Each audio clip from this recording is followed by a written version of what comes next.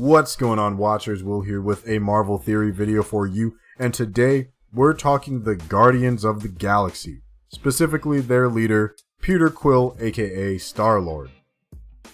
If you recall, during the events of the first Guardians film, we see that Peter somehow has the capability to hold an Infinity Stone with his bare hand. In Guardians 2, we get a little more detail when it's revealed that Ego, the living planet, is not just a Celestial with these incredible abilities. He is also in fact Peter's father, which explains why he could do all of this and hold the stone in the first place.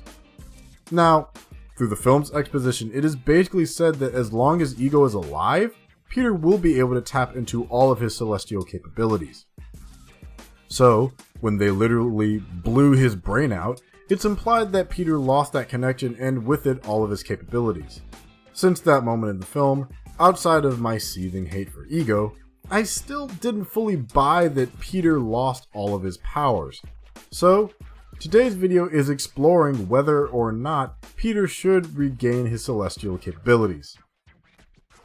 The introduction of these insane powers that make Peter kind of a demigod of a character, and then having them stripped away, although good for his character arc, don't feel like an end-all be-all like how Tony blew up all of his suits, then proceeded to make more, or when Killmonger burned all the heart-shaped herbs, which they could possibly just grow back again.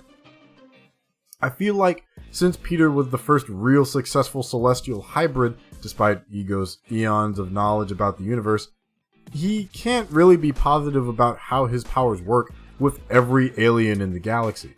So, when the light of the planet was snuffed out, to Ego's and Peter's knowledge, his powers went with it. However, I don't think they are completely gone. Rather, I think they just kind of went dormant again. Peter was cognizant of his abilities when he was in close distance to his father, which was basically made them at his strongest. Despite not having millions of years of studying and training like his father did, when he was near him, he was able to pick them up very quickly, especially the abilities of molecular manipulation. We had seen in the first movie that prior to being aware of his abilities, he would get roughed up and take damage in fights, but they may not have fully awakened until he touched the Infinity Stone in order to protect his body from dying immediately.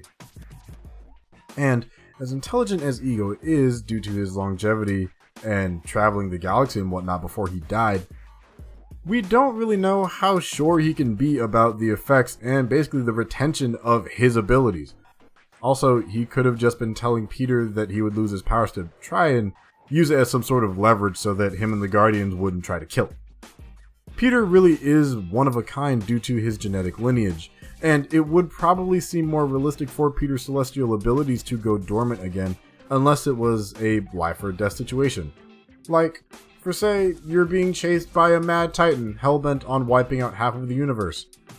That would be a great time for his powers to come back, almost like a defense mechanism of some sort. So I don't think Star-Lord, in not being able to fully master his abilities, can summon them at will like he would when he was under the tutelage of someone who had them for seemingly forever.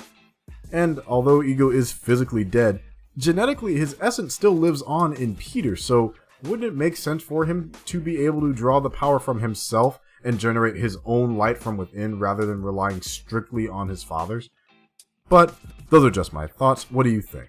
Do you think Star-Lord's celestial powers will return for a future film? And if so, why and how? Let me know down in the comments below, and while you're there, don't forget to like and subscribe to our channel, Hybrid Network. Also, consider checking out our website and Patreon for more content. I'm Will, and I'll see you next time.